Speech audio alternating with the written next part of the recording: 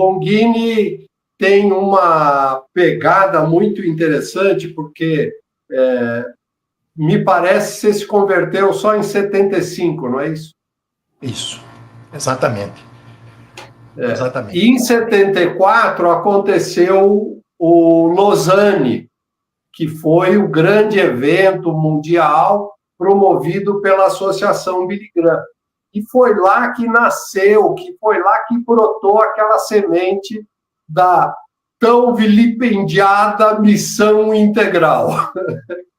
E o livro, né, o novo rosto da missão, o novo rosto da missão, que é um dos livros do Longini, trata exatamente do que aconteceu com toda essa influência, todo esse consenso que foi construído, costurado com milhares de representantes das igrejas evangélicas, protestantes, cristãs, que estiveram juntos lá, né? E todo esse consenso costurado, que teve a chancela final, a costura final lacrada, selada pelo John Stott, aqui no Brasil, e o livro retrata disso, é um dos livros que eu reputo como um dos clássicos da historiografia evangélica brasileira, que a gente não... Infelizmente, nós somos fracos em história. E eu recomendo a leitura, por isso eu queria ouvir um pouco sobre o Longini, o que fez ele. Não tendo participado de Lausanne, mesmo assim, debruçar, mergulhar na questão que é o tema do livro, né?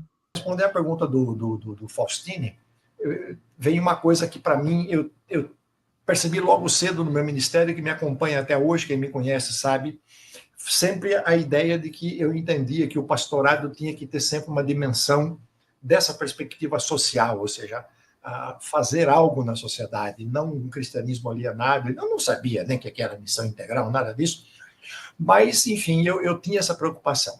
E isso logo começou a me causar muito problema, porque as igrejas não gostavam, os presbíteros lá achavam que eu era comunista.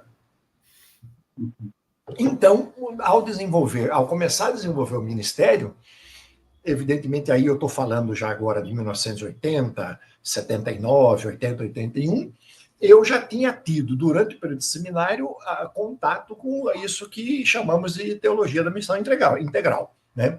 Como o Faustini relatou, 74, o Congresso de Lausanne, e o Congresso de Lausanne produziu aquilo que a gente pode, depois influenciou muito, chamado Pacto de Lausanne, cujo redator foi o John Stott. Era uma comissão de 3 pessoas, era o John Stott o redator, o Samuel Escobar, e tinha um africano que agora eu me esqueci.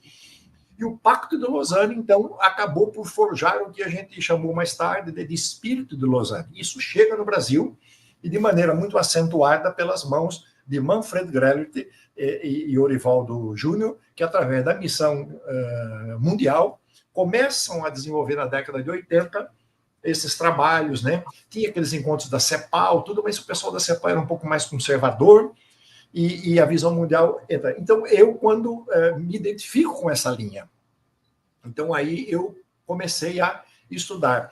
E logo na sequência fui convidado para trabalhar com o Centro de Estudos, que é o CEBEP, Centro Evangélico Brasileiro de Estudos Pastorais, que tinha o escritório em São José, na Costa Rica, e tinha uma vertente evangelical, que estava bem de acordo com aquilo que o movimento de Lausanne, então, traçava, que era essa perspectiva do movimento evangelical. Eu me identifiquei com isso, e aí eu fui trabalhar. Então, ensejou depois, Volney, mais tarde, a minha preocupação em estudar isso, porque eu tinha trabalhado já, participado dessas instituições.